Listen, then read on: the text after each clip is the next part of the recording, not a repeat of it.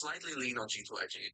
Just out of feel. Literally just feel. Without looking too much into it, they give me a better look in terms of what they're doing on the map. Okay. I think if you exclude map and go towards draft, I think Aurora give me the benefit in that department. I think due to IG, they have leaned on certain concepts that at least their time in the upper bracket got really picked apart. So any team coming into today will look at that series and go, well, their best strategy. How'd you guys do? Every single time. It's a little better. And talking about bans, look what we see here. Of course, both teams, they do share the common hero called the Shot to Shed Fire, do tango with the Shed bans, but I think mainly what I'm talking about is the Slana, the Magnus ban from G2IG. Like, these heroes are discovered, but they were the most banned against them. I think this is, like, the graphic also shows it, because I feel like both teams, they share this, not just the bans, but they kind of work with one set strategy. You have like this Slaughter Clings that G2IG heavily rely on, and Aurora, yeah, they have like a lot of like the bodies, the people that run in. But yesterday, without the Eye and the Bristle that they had in game 1, I feel like they looked a lot weaker as well in game 2 and 3. So it depends a bit on which team can like find this +1 recipe for today that they can bring to then win the series. Yeah, I'm kind of happy that both teams have a similar, well, not similar style, but similar stories going in the sense that both teams indeed do have them. Well, they're not a one-trick pony, but they do have one strat that is definitely their strongest, which means that both teams should not be getting their hands on their one strat, which means we're going to see some new things, team. Yeah. Should be. I'd like to think so, or at least developments on how, like, for example, let's say how Aurora picked Razor yesterday. It was a really, really bad Razor pick, in our opinion. There's panel. The game also kind of benefited that. And I think that's kind of the lesson that they learned, for example. Same thing with Magnus. Picking the Magnus, you need to think of Bristleback. Bristleback, I think, if anything, is the key focus of today. Because I think, like, if I look at the Razor, it's the difference from first picking Razor, then it means your prep wasn't good. You're like, with first pick Razor, maybe you left some heroes open. But they messed up their last pick, which means their entire read of the draft and the game was incorrect. And that actually sometimes gets really hard to fix over like an afternoon. So it's a lot about like the conversation they had yesterday, you know. Somebody as a coach like, okay, sorry guys, this is my bad. Or whoever called it, take responsibility and go. Move on. We are going to focus our attention on Aurora maybe a little bit more at the moment. This is a squad that, I mean, they do better and better. And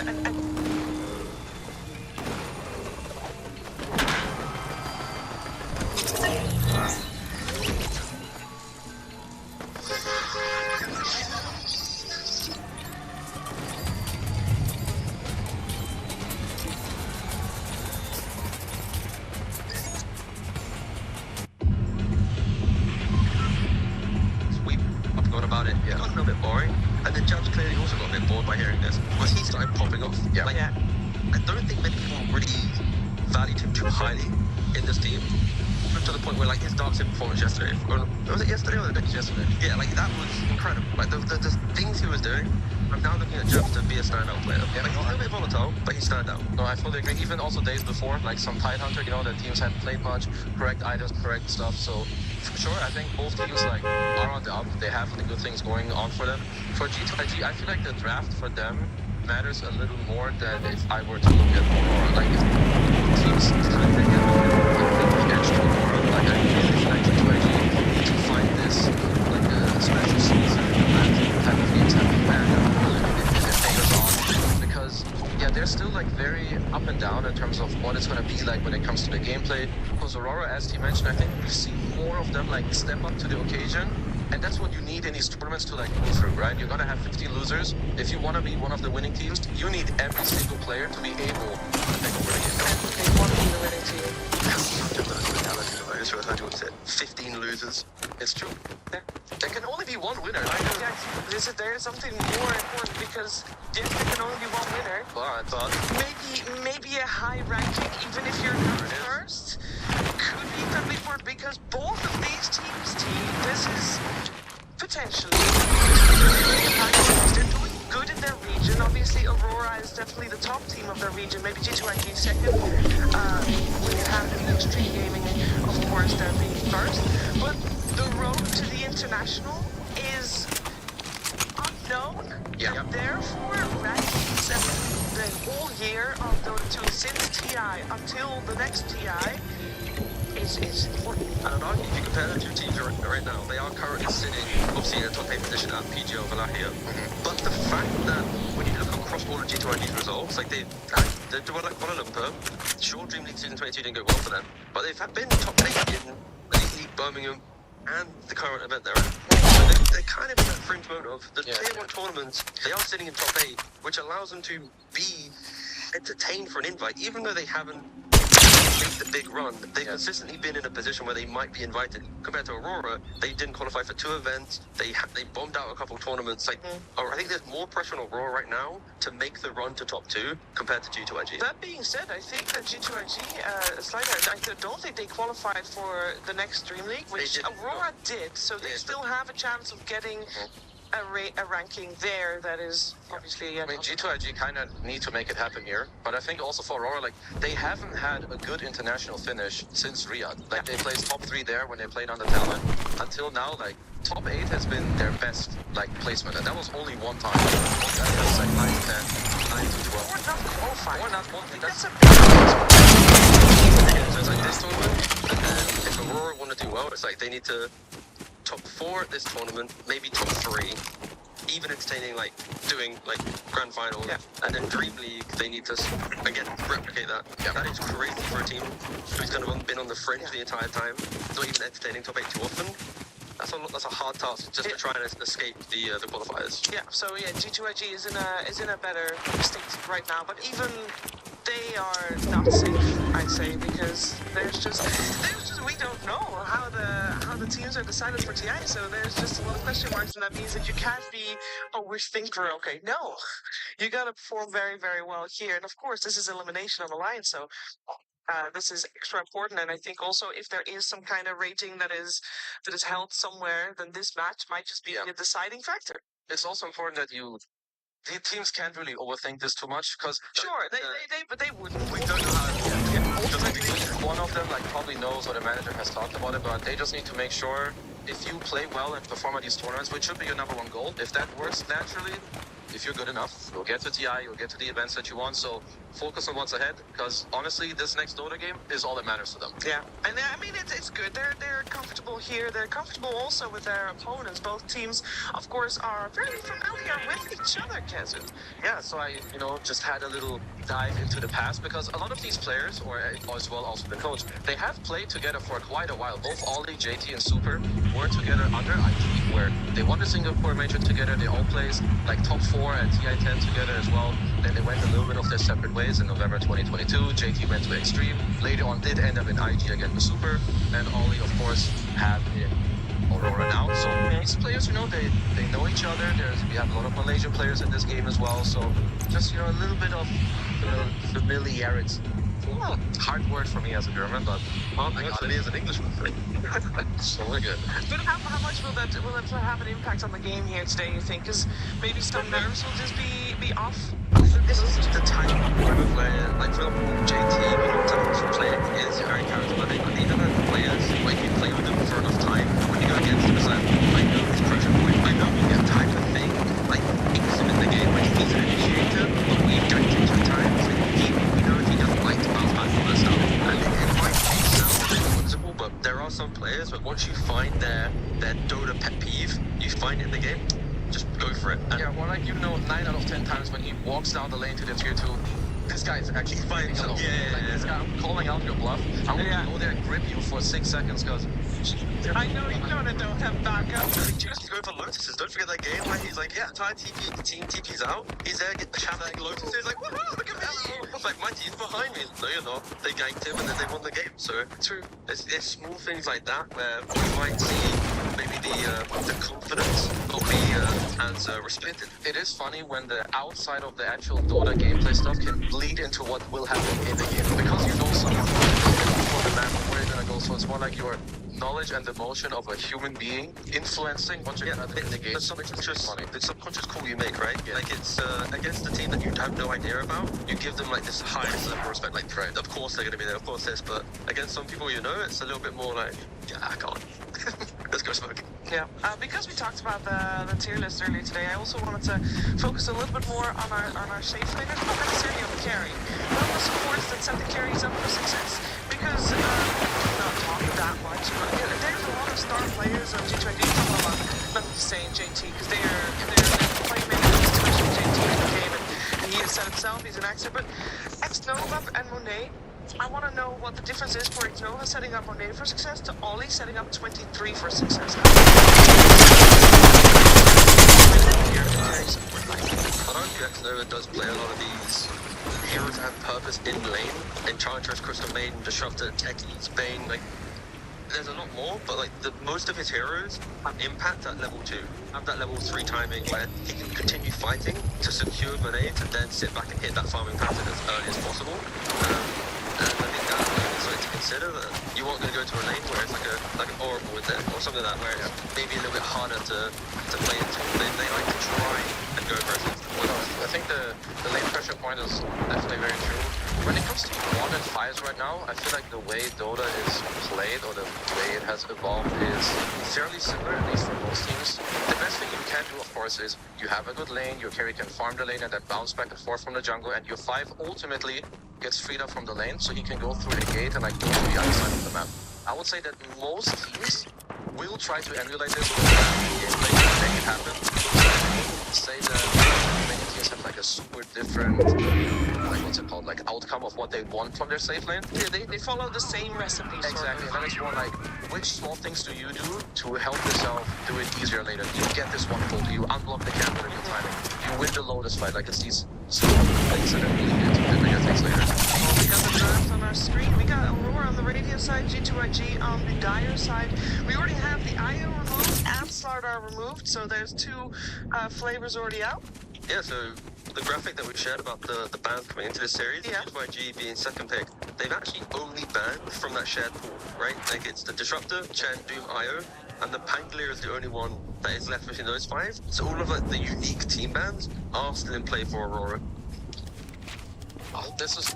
I had another thing prepared if we actually needed more stats. Is the fact that Aurora have won 4 out of 4 games with Centaur.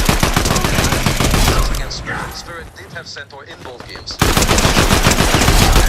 was a high chance that they will think about the Horseman, because you know, a lot of snap by it.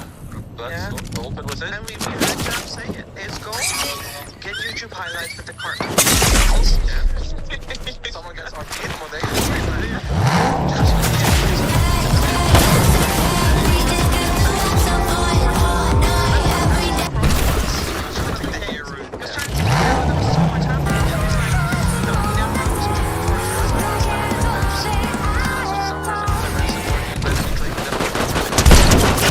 We'll see if they pair it up with the Dry Ranger or something that is good to match up with the card. We got it.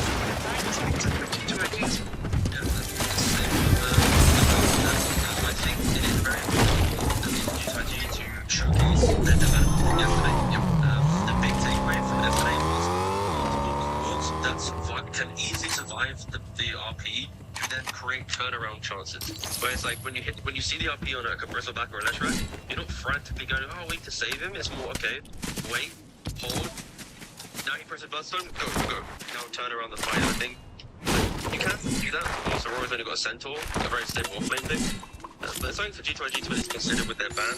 Their only ban as well. Like, do they just respect ban a single Bristleback? I don't know if Aurora's really too hot into playing it. They played it already. It's actually terrific. So if they care about Bristle, they're out of here right now. Yeah, I do think, I mean, the series that these 2 teams played ever since Bristle got removed, because I also feel like the series that were after them kind of had the Bristle rising stuff a little bit more as well, even without the IO. Bristle is just, he seems to be everywhere right now. Hero is doing very, very good. For G2IG, I just wonder where they want to put the Magnus. I believe last time we saw them play, they did put it in. I would prefer that it was offlane. Maybe they keep it open flex until later, and then decide there, but just making sure to keep it open, but having enough damage around that feels good to play. One thing with Bristle, and why it is going to is the style of that we're seeing is this free laning phase. You tend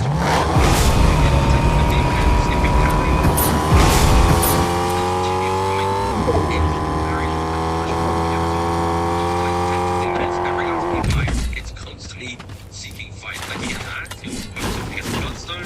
He is one of the better carries at pressuring it every single point of the game with very minimal downtime. You also farm stacks in jungle very effectively. Yeah, I feel like 80% of the time stalls are the heroes or the carries right now. that I prefer. Unless you have like the later pick, you get some faceless void in a game where you're like, yeah, this is the faceless void game. We delay the game, you're gonna win. But at least overall in the draft, G2IG, they have to choose, of course. You do only have one bandit.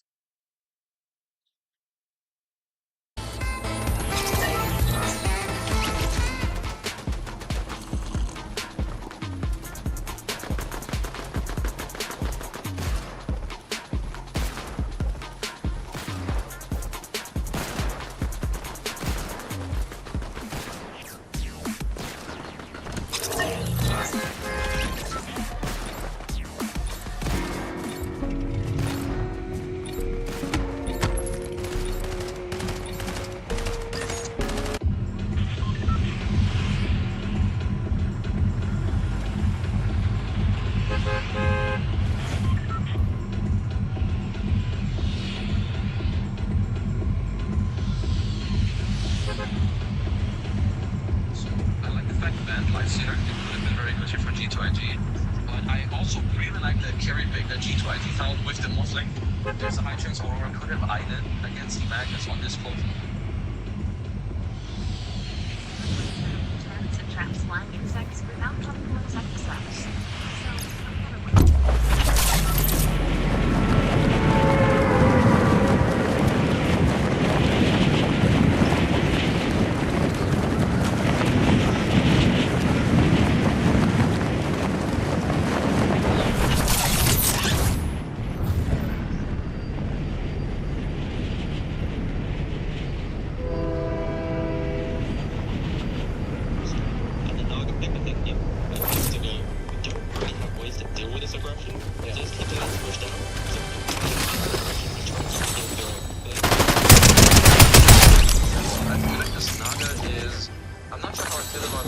I mean, Naga's also a lot about how you can execute it, right? You put the map in a state, you play these pickups like Falcons have always shown us. So this Aurora last pick, I feel like it needs to...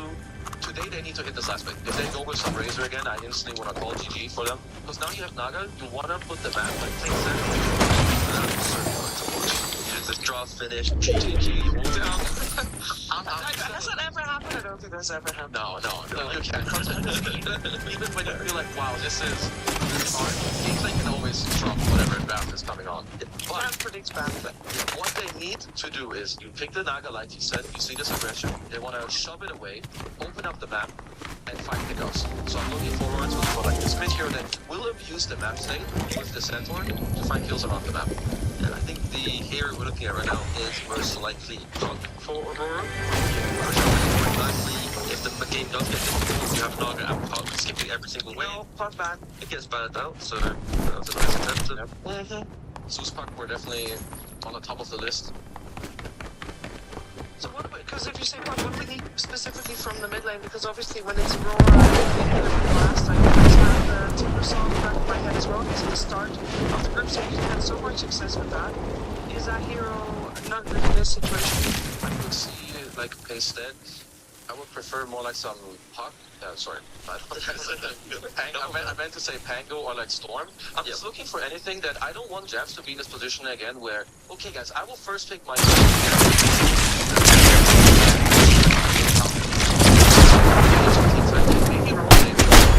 And then you play the open map. Any hero that does that, there's plenty of mid heroes, I will be happy with. Okay, I think, yeah, the Timbersaw, potentially, I think Timbersaw easily could be picked here. I think Pango gets but if you want a hero that just forces G2IG to react heavily, that's what Timbersaw will do. Because the time required to shut down the Timbersaw early will always allow Naga to get to her 3-item timing to enter the game. I think if you go for a hero that has maybe a slightly more entry to the game, you could then get shut down. Naga needs to farm, Phoenix Rubik can't make rotations. So I do like the idea of a statement mid laner that forces a little bit of reaction. And then it kind of gives the green to Aurora time to come online, and that's where, of course, the Aurora has come in time and time again. But with the Dazzle man, they go good for Timbersaw. So yeah, I'm not opposed to this. I really like the concept of breaking it. Instead of allowing the lockdown, more just time needed for the draft to come online. How long is that time? And is G2 actually to pick up a hero that basically not allow Aurora to get to that time? Well, for Aurora, it's pretty much when Map to Orchid is ready for Naga Siren to then start making moves and pressuring the map. and ideally Aurora shot down morphing enough to delay him getting to like hit Manta timing. Like, as he gets Manta, he's already be entertaining the idea of morphing, so we have that kind of item discrepancy. Also, with the Timber songs, do you want to rotate the Magnus to be mid? I would be happy with. Well, it depends on what I think is most valuable. Yeah. I would be happy playing Mag into Naga. I think totally chill in that lane. You can now pick a new mid laner.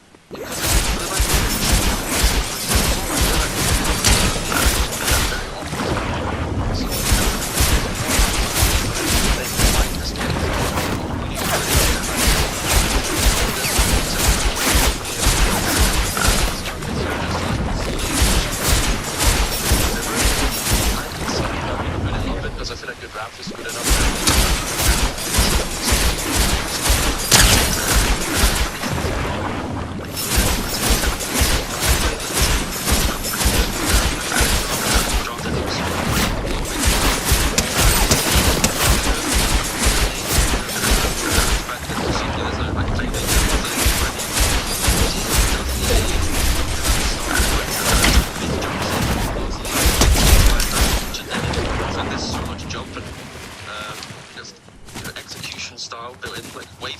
Sharpshooter for good wing, you got Mag, Upmaster, like you see a hero out of position, they're gonna get jumped and killed once G2IG are online. So I kinda like the idea of the 5th hero, kind of bringing that in. I don't think they'll also go for a Gunker if they want to. Or a Brewmaster for They are gonna do the switch, but okay. I like how when the pick was going, I was like, oh, quickly take Gunker just in case.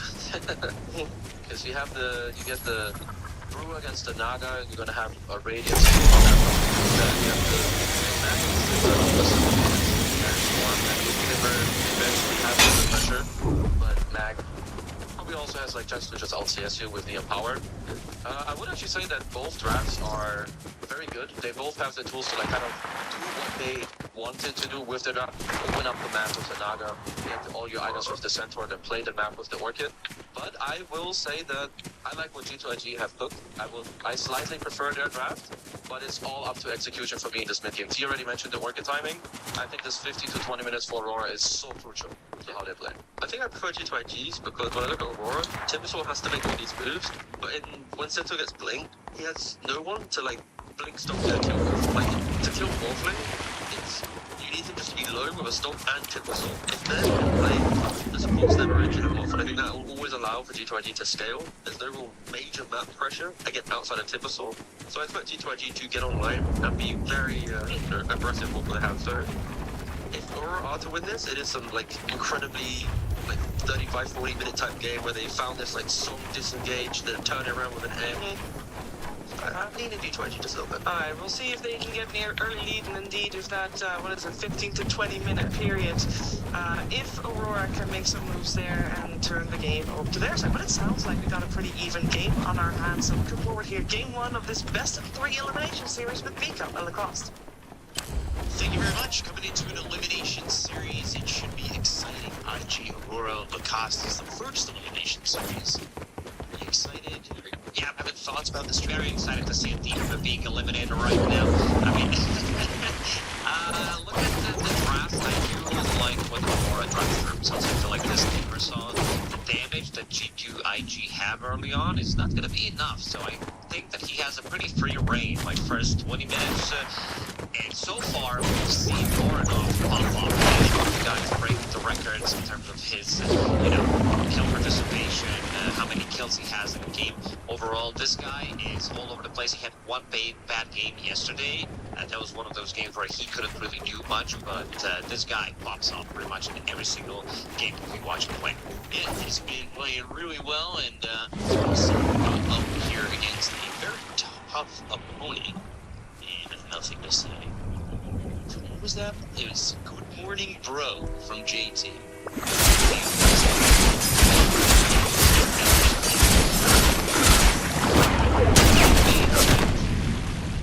G2IG, they woken up pretty much right now. And Aurora, they've been practicing already. They woke up at 4 a.m. local time and then managed to get 4 scrims in. It's morning for it's afternoon for them. I thought about it this morning. I went to bed early. I woke up pretty early. I thought to myself, do I play some early Dota games before we got here? I just wasn't sure. I'd rather watch good Dota, and that's this. IG against Aurora. They got that on there for a second, and it looks as though a lot of pressure for these bounty runes. Xnova just trying to collect one as it's going to be picked up by him, and 3 for IG. It was the graphic on the screen during the preview. Ali, he used to be with IG. They were talking about Super with IG as well. It's definitely, like we saw yesterday with IG and Extreme and IG and even Aurora, a lot of players that really have played a lot together. Because end up mixing a lot and used to with a lot of the tournaments that used to happen. Boboka did a little bit of a body block. He was disposed, and now the lane's gonna push in because they are playing 2 melee heroes. Marcy early on doesn't really do that much, paired up with the Brewmaster. And we can talk about Boboka and Shinju having pretty similar hero pools. They love to go super greedy. Yesterday, Shinju, he was the real carry when he was playing that position for Marcy. That 60-70 minute game that we covered. Boboka expected to do the same thing in this one, trying to go as greedy as possible, and also they do have AoE. It's like Naga Siren for 23, but Radiance from Brewmaster, Empower, and also Morphling later on with his talent, Waveform attacks targets, cooldown on 25, comes down to that Mars with an extra damage. They do have AoE to deal with non-illusions before they double tanking. And they had the Marcy yesterday for Extreme versus Magnus as well, right? Yes. So there's that opportunity, and I think there's a lot of influence that will get from that last season for IG. This Magnus, however, will be played by not the same. If it was on success, it was on the Magnus. I'll see him against CQ on Marcy. He also played a game with Magnus yesterday, or nothing to say. Yeah, nothing to say. That's a very fine. He's definitely one of those guys who loves a new patch, loves to add He's the guy that has the biggest hero pool at the tournament. I had to double check. It's him and Boboka with 11 different heroes played so far. And Boboka, there was a time where in China, especially with Boboka and ZQ, they were almost fighting each other for biggest hero pool. They were playing things like Void Spirit in the position, back 12 years.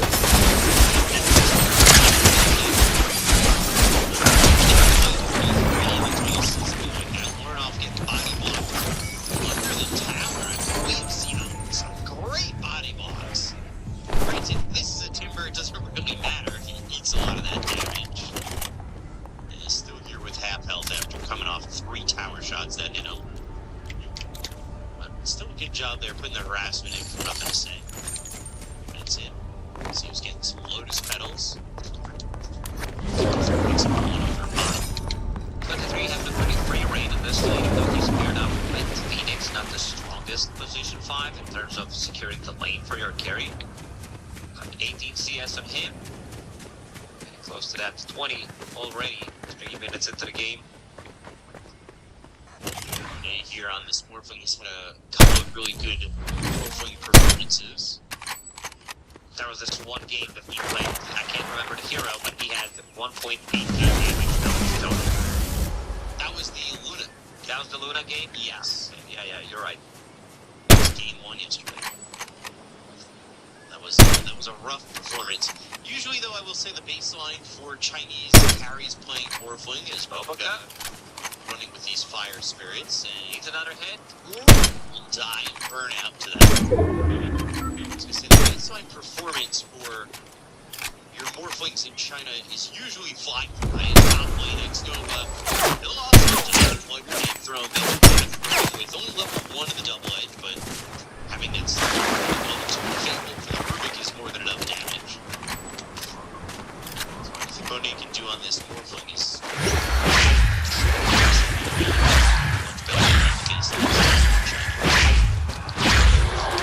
So good.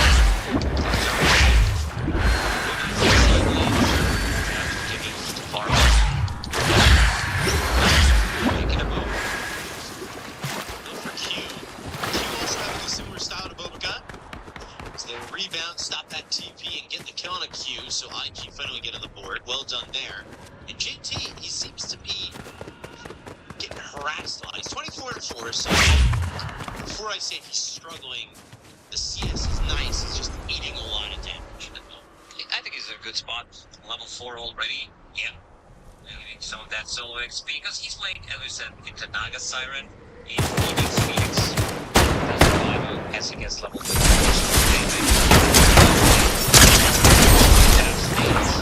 maxed out. Deploys a drunken roller. It's there with stat resistance. It's not gonna be like you can always TP out. You're way too taken to be killed from 100 to 0, as we can see. Some of the stats from JT on the Brewmaster. 2 games, 2 wins. 100%. It's the best percentage you can. So JT on this brew, he's going into the Radiance. We saw Jab struggle with this hero yesterday. Yeah, because he had Lifesteal in the team, didn't go for Radiance, and your scaling is not going to be there, so definitely need to pick it up. I also wouldn't mind, because they had it queued up for not done Radiance. I would be okay with that, or your Lifesteal and pick up that I always forget the name.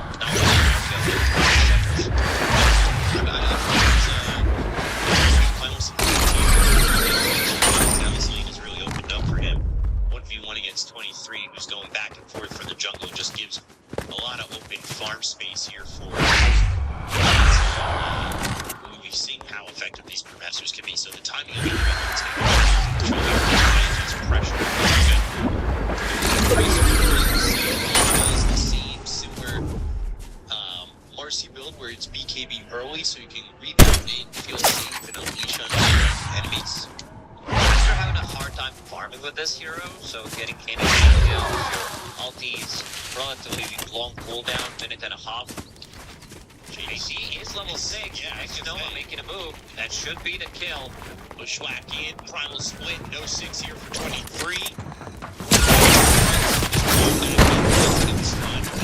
to go. JT will get that kill to 23, pushing up closer to that Radiant and slowing down that Agsa. You can make that move, allowing them to... Ooh, right before he forms back, it's the cycle. Icarus time back towards the so they're going to take the aggro from the tower. They're not going to get hit here on the side of IG, allowing Bobica to rebound, dispose, and the Centaur's not